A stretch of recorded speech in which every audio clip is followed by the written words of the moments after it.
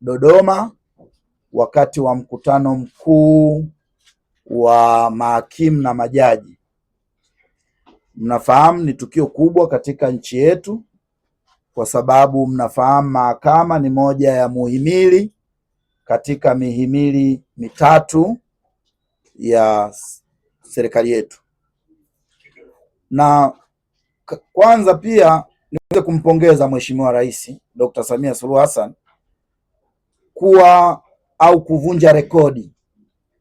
Amekuwa rais wa pili kuzungumza au kufungua mkutano wa mahakimu na majaji. Mtakumbuka historia inasema kwamba kwa mara ya kwanza Mwalimu Julius Kambarage Nyerere ambaye baba wa taifa letu, Mungu amrehemu, alizungumza au alifungua mkutano wa mahakimu na majaji mwaka 1984. Wengine wanatimiza miaka 41 tangu wakati huo. Kwa hiyo ni miaka 41 imepita, hali ambayo anapaswa kupongezwa kwa ujasiri, lakini pia kwa kujali, kwa sababu kitendo alichokifanya ni kwamba, na hapana chembe ya shaka kwamba anajali haki katika taifa letu.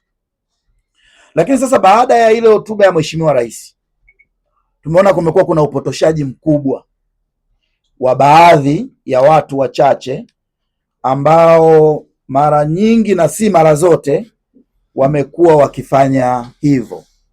Sasa wakati mwingine ukiacha upotoshaji uendelee, maana yake upotoshaji ule unaweza ukachukuliwa na watu wengine, kwa sababu tuna uwezo tofauti wa kufikiri na kuchambua haya mambo.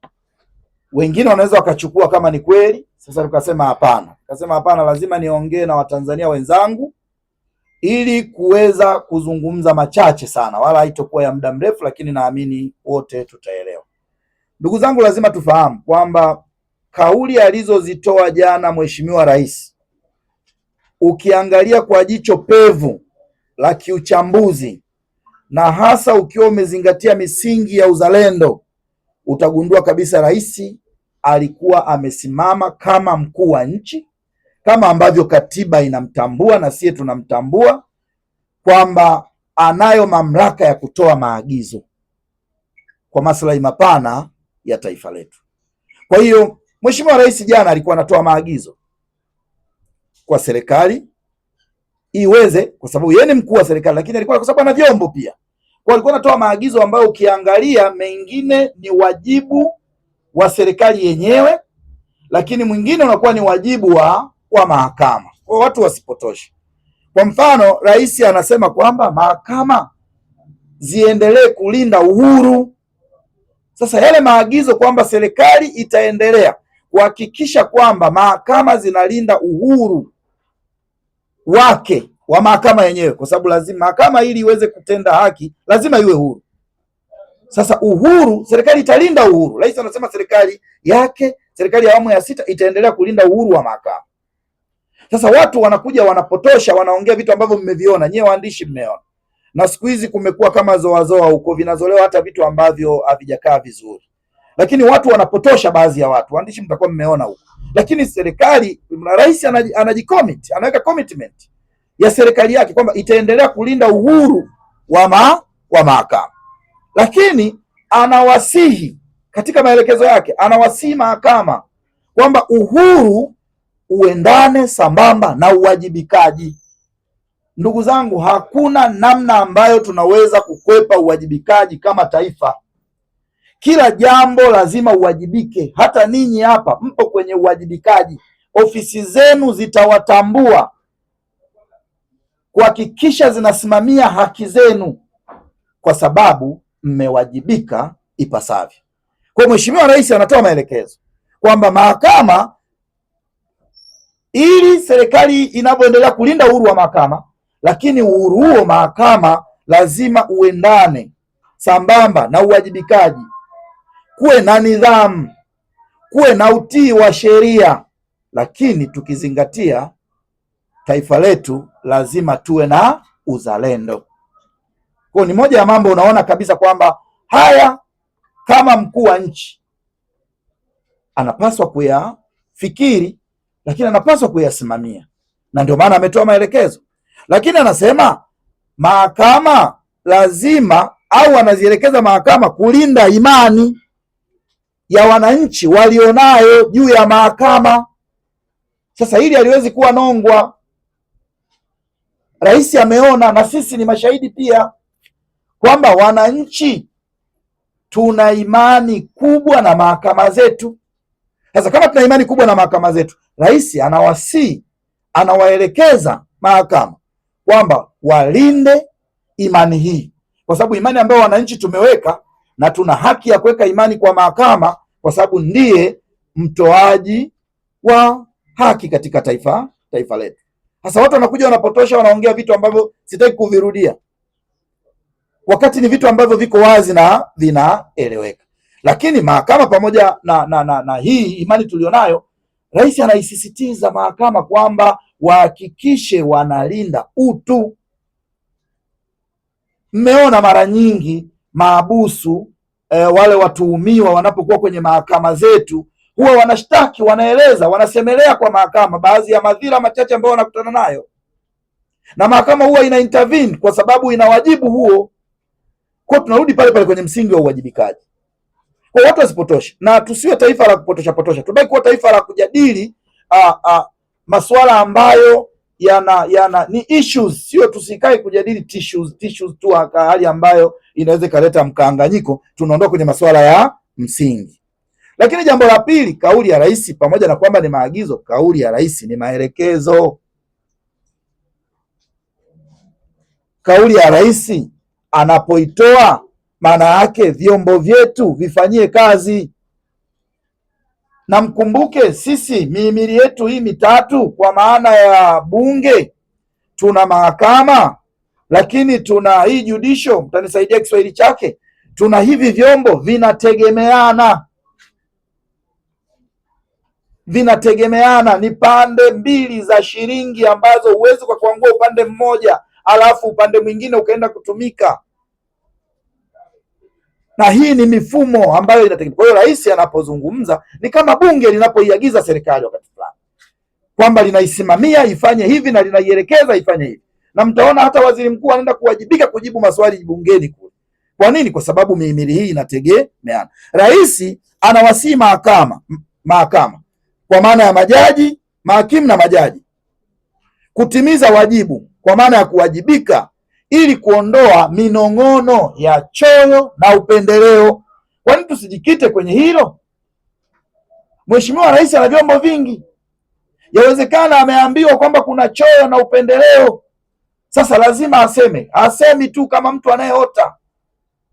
Sasa kuiagiza mahakama sio kwamba yeye ndo hapana, ni kwamba anatimiza wajibu, kwa sababu ili tuende sawa ni lazima tuwajibike. Lakini jambo la tatu, kauli ya rais inatokana pia na matamanio yake ambayo huwezi kuyaondoa. Watu wanapotosha. Kiongozi anapokuwa na matamanio fulani, haina maana kwamba anakiuka misingi. Hatuweki kiongozi ambaye hafikiri.